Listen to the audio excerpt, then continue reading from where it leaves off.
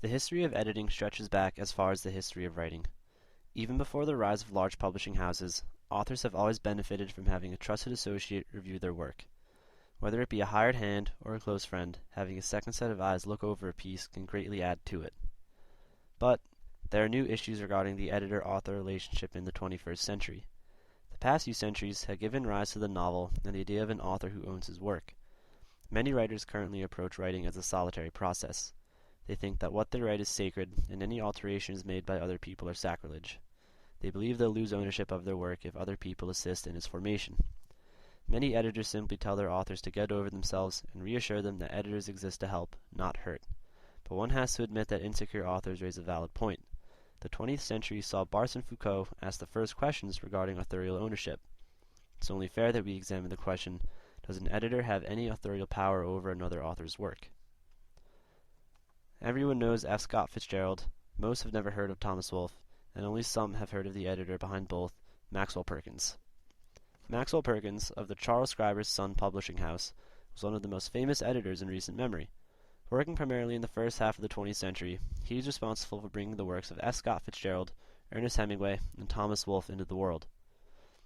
Fitzgerald occasionally had a strained relationship with Perkins that stemmed from his alcoholism and the resulting clash of personalities. But the two remained steadfast friends up until Fitzgerald's death. It appears Fitzgerald was all for the editorial process and had a large respect for Perkins.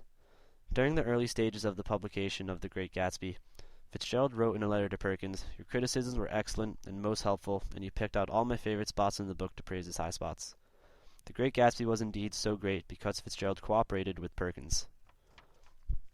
While Hemingway also had a mostly positive relationship with Perkins, the third author of Perkins's Big Three did not.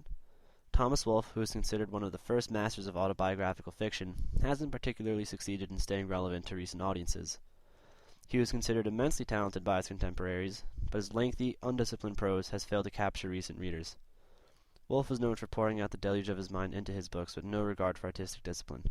He was attached to every word he wrote, and in the face of what he viewed as editorial strangling, wrote more. Eventually he cut ties with Scribner's Sons. He wrote in a letter to Perkins, accusing him of trying to exert at no expense to oneself such control of a man's future and his future work as will bring one profit if that man succeeds, and that absolves one from any commitments of any kind he should fail. Well, you weren't exactly a walk in the park either, Mr. Wolfe. As you can tell, some writers are more comfortable with editing than others. If you're one of the few in this world who can actually get through Wolfe's You Can't Go Home Again, congratulations. The rest of us in Mr. DeJourno's English class, however, really wish someone had torn apart that book before sending it out into the world. Perhaps one reason Fitzgerald's The Great Gatsby was so well received is that he didn't do it all on his own. Yes, the story was entirely his, but if it wasn't for the guidance of his friend Perkins, the book as we know it wouldn't exist. More writers should be like Fitzgerald and understand that editing doesn't detract from an author's vision. A good editor will help an author realize his work to its fullest potential.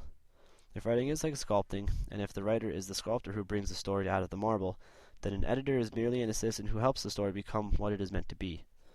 After all, why would a writer not listen to the opinions of others regarding his work? A writer creates stories for the world, not himself. To disregard an editor is not far off from disregarding the audience.